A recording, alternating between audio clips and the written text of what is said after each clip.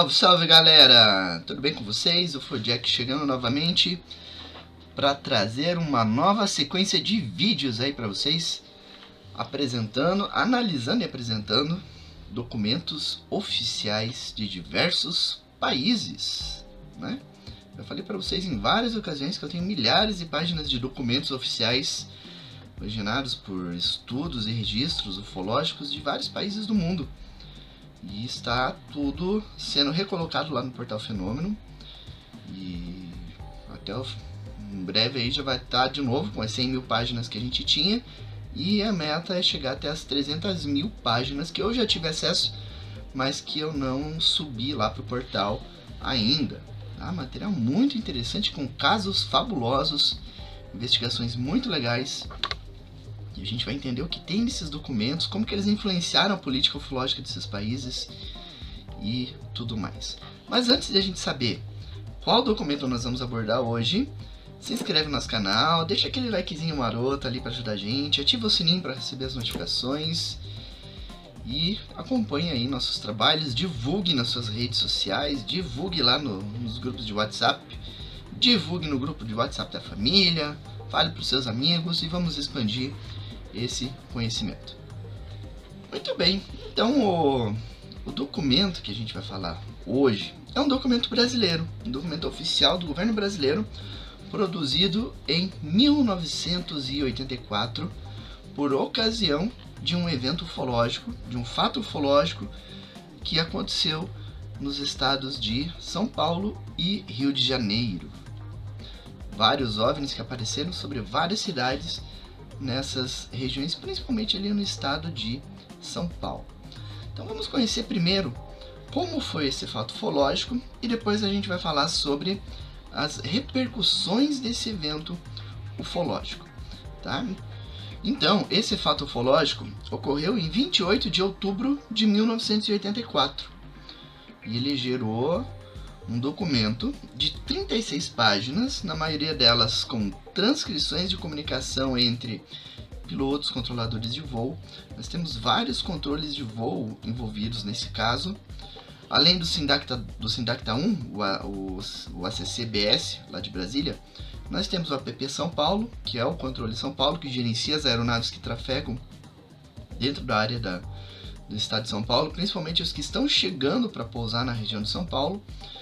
Também o APP do Rio de Janeiro, que gerencia as naves que estão se aproximando da cidade do Rio de Janeiro. Nós temos também o envolvimento da Torre de Controle do Aeroporto de São José dos Campos.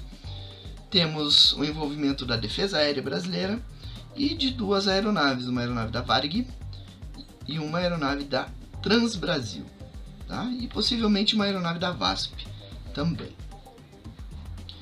Muito bem. Então, como que aconteceu esse caso? Você está olhando, você está vendo aí a página desse documento, tá? Ele é um documento que era de caráter reservado e foi liberado pela Força Aérea por ocasião da liberação de documentos sobre fatos ufológicos nos céus do Brasil, tá? Lá por volta de 2008, 2009, eles liberaram esse material. Então você está vendo aí, na parte de cima, onde está escrito transcrição de gravação número 29, tá? Todo órgão de controle de tráfego aéreo, todas as comunicações são gravadas, e naquela época já era gravada, né? E eles gravam isso porque se houver algum incidente aeronáutico que precise de uma investigação, eles possuem então a comunicação que foi realizada na ocasião para identificar possíveis informações que ajudem na investigação, tá? Então essa prática de transcrever a comunicação é muito comum, né? Então aí nós temos um documento gerado pela transcrição de comunicação, uma comunicação que foi gravada na madrugada do dia 28 de outubro de 1984, na primeira linha, né, que você está vendo isso. Na linha de baixo você tem ali a referência, que ele indica ali a fita, as duas fitas da Força Aérea, a fita número 244 e a fita número 311, que tem essas gravações. Então ali foi feita a transcrição a partir destas fitas, com essa identificação. Depois na parte de baixo ali você tem a data. Essa data é a data em que foi feita a transcrição das comunicações, tá? E o horário que você vê ali é o horário da ocorrência, tá? Então, ali diz que começou às 3 horas e 30 minutos e 50 segundos. E se encerrou às 4 horas, 36 minutos e 18 segundos. Esse horário usado pela Força Aérea é o horário Zulu, é o horário padrão internacional. Ele não corresponde ao horário de Brasília, tá? Para que você descubra qual é o horário correto no horário local, o horário de Brasília, você tem que subtrair 3 horas. Então, o fato ufológico ocorreu aos 30 minutos da madrugada, no horário ali da região de São Paulo, tá? E terminou por volta da 1 hora e 36 minutos da madrugada. Na mesma linha, no lado direito, você tem ali as partes envolvidas, o ACCBS, o APP São Paulo, o APP-RG, são os órgãos que se envolveram neste incidente. Embaixo, então, você tem o nome de pessoas que se envolveram na transcrição. Quem transcreveu a fita foi o 2º Sargento, controlador de tráfego aéreo, Joeci, tá? E foi revisada pelo tenente especialista de controle de tráfego aéreo, o Ferrão. E daí, logo abaixo, você tem a transcrição. Primeira coluna é a hora Zulu, conforme já expliquei para vocês o que significa. O APN-QRG identifica o órgão que está comentando alguma coisa. Então, na primeira linha, por exemplo, você vê ali o TF1. Isso é o telefone 1, tá? E daí ali embaixo, ali do lado, a ANV, a aeronave, o órgão envolvido é o APP-SP. Então, é o controle São Paulo que estava atendendo uma ligação do Centro Brasília. O Centro Brasília ligou para ele, ele falou: "Oi, Brasília", e aí foi transcrita a comunicação. Então, ali é exatamente o começo dessa manifestação, tá? E aí, então, o que nós temos nessa comunicação? O Centro Brasília ligou para o APP São Paulo questionando se havia algum tráfego aéreo voando na região controlada pelo APP São Paulo. O APP São Paulo, naquele momento, não tinha nenhum objeto, não tinha nada de anormal sendo registrado nos radares. Mas o radar do Centro Brasília captava um objeto a sudeste do aeroporto de Congonhas, que estava a 5 milhas de distância. Tá? Então você está vendo a foto aí, o mapa da região, com a indicação da posição desse objeto. Esse objeto ele fazia movimentos erráticos. Então, ele não tinha uma trajetória de voo definida.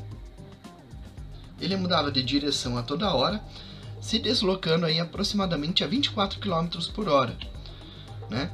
Então, esse tipo de velocidade ele poderia indicar que poderia ser um balão, poderia ser uma nuvem, mas aí você precisaria estar à mercê do vento. Ou seja, o vento ele vai seguir sempre numa direção. Ele pode ter uma pequena variação para um lado, para o outro, mas a variação é baixa, é pouca coisa, tá? Ele não vai ficar fazendo um balão fazer um movimento errático, por exemplo, né?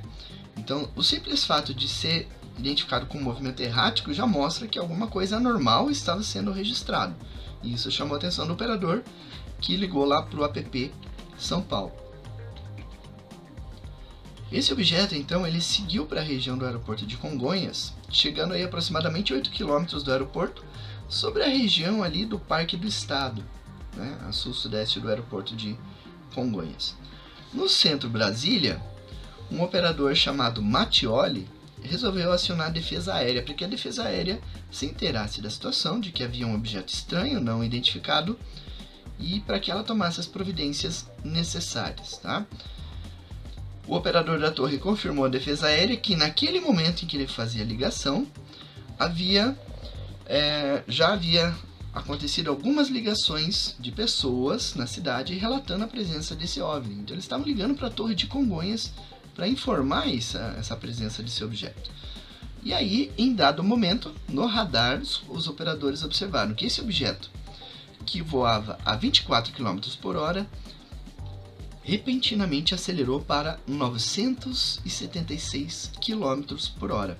É a velocidade de um voo comercial em altitude de cruzeiro. quando você pega um voo, por exemplo, de Porto Alegre para Brasília, quando o avião atingir a sua altitude máxima, ele vai chegar nessa velocidade, né? Então, o avião ele vai levar vários minutos para que ele chegue nessa velocidade de 976 km por hora. A aceleração não é instantânea. E nesse caso, eles identificaram uma aceleração praticamente instantânea. E outra coisa, um Boeing, digamos assim, um avião que chega a essa velocidade de 976 km por hora, ele não vai voar a 24 km por hora. Se ele estiver nessa velocidade, ele não vai ter sustentação para voo. Provavelmente ele vai cair. Com toda certeza ele vai se acidentar, né? Então não existe a possibilidade de ser um avião nesse caso. Era um objeto não identificado que passou de 24 para 976 km por hora. E isso surpreendeu os operadores, né? Que viram essa aceleração e ficaram surpresos com o que aconteceu. Poucos minutos depois, apareceu um outro alvo na tela dos radares. Esse objeto estava muito próximo do aeroporto de Congonhas, praticamente na vertical do aeroporto, né? Acima do aeroporto. E ele era identificado como um alvo muito sólido no radar. Ele era muito característico, né? Durou poucos minutos e aí logo desapareceu. Alguns minutos depois, o operador da torre de Congonhas, identificado como Castro, observou um objeto luminoso com auxílio de binóculos. Então ele estimou que esse objeto estava a sudeste, a aproximadamente 17 milhas do aeroporto. E ele informou ao operador do Sindacta dizendo que o tempo estava cavoque, ou seja, estava completamente limpo e sem nuvens. E nesse mesmo momento surgiu um outro objeto nos radares do Sindacta. Agora, além desse objeto que havia sobre o aeroporto de Congonhas, havia também um objeto ao sul de Itanhaém, no litoral de São Paulo, conforme você observa neste mapa. Logo em seguida surgiu outro objeto na zona norte de São Paulo, sobre a região de Santana, que foi captado pelos radares do APP, do Controle São Paulo. O Centro Brasília, por sua vez, ele confirmou que havia vários objetos em diferentes regiões, não era só ali em Itanhaém, sobre Congonhas e sobre Santana. Havia outros alvos andando em outras regiões do estado. E a preocupação era que isso colocasse em risco o tráfego aéreo da região. E já pensando nisso, pensando nessa possibilidade, o Sindacta informou aos operadores do APP São Paulo que uma aeronave da Varig estava em direção a São Paulo, estava seguindo em direção a São Paulo, e que era para ficar atento, porque um desses objetos poderia se aproximar da nave e gerar algum tipo de risco. Só que mesmo diante dessa situação, eles resolveram não informar o piloto da aeronave. Eles apenas ficaram acompanhando o desenrolar pelos radares. Mais ou menos no mesmo momento em que eles falavam isso, surgiu um objeto sobre a região de São Bernardo do Campo. E esse objeto também tinha uma assinatura no radar muito intensa, demonstrando que era algo sólido, metálico, que estava sendo captado nos radares. E os militares não estavam conseguindo identificar o que eram esses objetos. O Centro Brasília, ele não captou esse radar sobre São José dos Campos, sobre São Bernardo. Apenas o APP São Paulo captou a presença desse objeto. Poucos minutos depois, surgiram novos alvos não identificados. Então agora, por volta das 3 horas e 46 minutos, horário Zulu, ou seja, 46 minutos da madrugada, havia 2 objetos ao norte de São Paulo, 2 objetos ao sul de São Paulo, um na região de Itanhaém e outro 13 milhas a norte da cidade de Campinas. 2 minutos depois, surgiram 6 alvos sobre a região de São José dos Campos e outros 4 objetos na região norte de São Paulo. Os outros objetos, como aquele objeto próximo a Itanhaém, permaneciam visíveis. E curiosamente, os radares estavam indicando que esses objetos tinham o tamanho aproximado de um Boeing 737, uma aeronave comercial que está em uso até hoje. Com esses 6 objetos que apareceram em São José dos Campos, os operadores do SINDACTA entraram em contato com a torre do aeroporto da cidade, pedindo que o operador tentasse observar a presença desses objetos. Então o operador apanhou um binóculo, tentou localizar os objetos, mas nada viu. O radar, nesse momento, indicou a presença de mais um objeto na região da cidade de Santos, no litoral de São Paulo. Por volta das 3 horas e 54 minutos, vários desses objetos sumiram dos radares. Um deles reapareceu a nordeste da cidade de Ubatuba, sendo captado pelo SINDACTA 2, e outro objeto que permaneceu entre 3 e 4 milhas a norte do aeroporto de Campo de Marte, na cidade de São Paulo.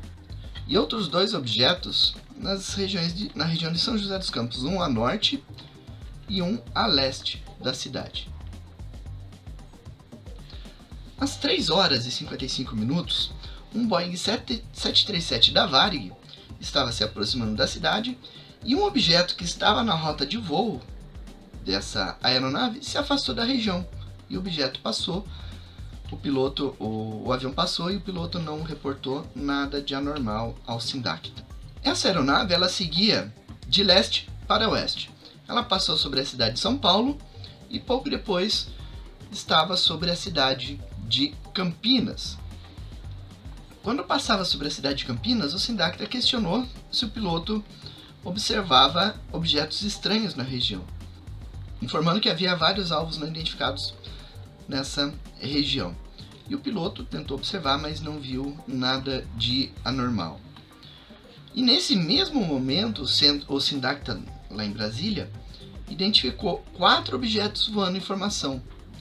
Então isso já demonstra um caráter de inteligência nessas manifestações, né? Porque aquele voo em formação é aquele voo em ala, que forma uma espécie de V no céu, com um objeto à frente e outros objetos alinhados nas laterais. Tá? Esses objetos continuaram sendo observados até por volta de 4 horas e 30 minutos Zulu, por volta de 1 hora e 30 minutos da manhã, quando então eles seguiram em direção ao litoral, em direção ao mar. Então o registro se encerrou ali, os objetos não foram mais captados. E quais foram os efeitos então dessa ocorrência? Foi feito o relatório, foi feita a transcrição da comunicação, foi feito um relatório enviado à Defesa Aérea. Esse relatório foi assinado pelo tenente Ademir Freitas. Ele fez algumas sugestões à Defesa Aérea para tratar esse tema. Então ele sugeriu que a Defesa Aérea ou algum outro órgão da Força Aérea deveria centralizar essas informações, deveriam adotar um questionário padrão para registrar esses avistamentos e deveriam criar normas para tratar do tema. E ele até inclusive criou um modelo de questionário como sugestão para a Força Aérea. E ele sugeriu também que as fitas contendo gravação das telas de radar dessas aparições fosse mantida, fosse guardada para futuras investigações.